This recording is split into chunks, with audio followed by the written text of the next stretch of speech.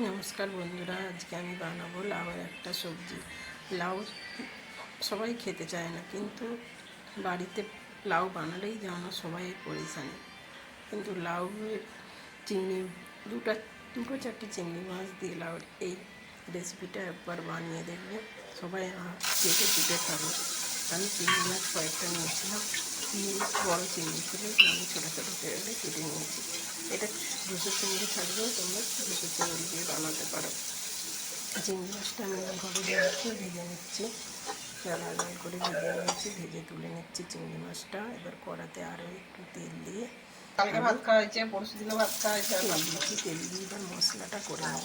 আর লাউটা আমি ডুমো ডুমো করে কেটে নিয়েছি, লাউ তরকারি এদিকে তেলটা গরম হয়ে যেতে আমি পেঁয়াজ, বড় সাইজের পেঁয়াজ আর দুটো কাঁচা লঙ্কা দিয়ে দিয়েছি। পেঁয়াজটা লাল লাল করে ভেজে নেবো। লাল লাল করে ভেজে নিয়েছি। লাল লাল করে ভেজে নেওয়ার পর এতে আমি দিয়ে দেবো আদা রসুনের পেস্ট।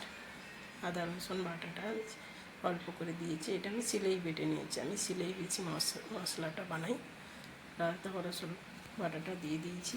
আদা রসুন বাটাটা ভালো করে ভাজা হয়ে গেলে, নাহলে রসুনের গন্ধ ছাড়বে, তাই আদা রসুন বাটাটা ভালো করে ভাজা হয়ে গেলে এর উপরে আমি দিয়ে দেবো টমেটো, গ্রেট করা টমেটোটাও আমি গ্রেট করে নিয়েছি, যেটা ওই চাল কুমড়ো বাগড়া করা হয় না, সেই বেতে গ্রেট করে নিয়েছি। আমি দিয়ে দিয়েছি এখন নুনটা দিয়ে দিয়েছি। লবণ দেওয়ার পর আমি আর একটু এটা কষিয়ে নিচ্ছি। এবার টমেটোটা গ্রেট করে রেখেছিলাম আমি দিয়ে দিলাম। টমেটোটা নুন দেওয়া আছে, টমেটোটা তাড়াতাড়ি আরও গলে যাবে, আর এমনিতেই টমেটোটা গ্রেট করে দেওয়া আছে, বেশি টাইম লাগবে না। এর ওপরে আমি দিয়ে দিলাম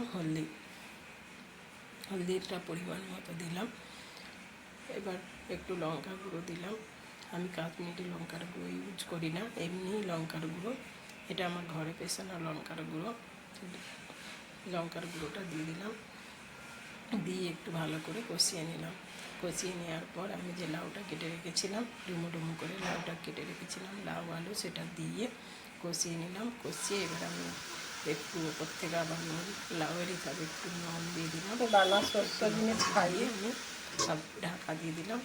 নাড়িয়ে চাড়িয়ে ঢাকা দিয়েছি, ঢাকা দিয়ে এটা কিছুক্ষণ হতে দিলাম। এবার ঢাকনাটা খুলে আবার নাড়িয়ে চাড়িয়ে, কিন্তু আমি আরেকবার ঢাকা দিয়ে দেবো। ঢাকা দিয়ে এটা সেদ্ধ করে নেবো। সেদ্ধ হয়ে গেছে, দেখো সবজিটা সেদ্ধ হয়ে গেছে।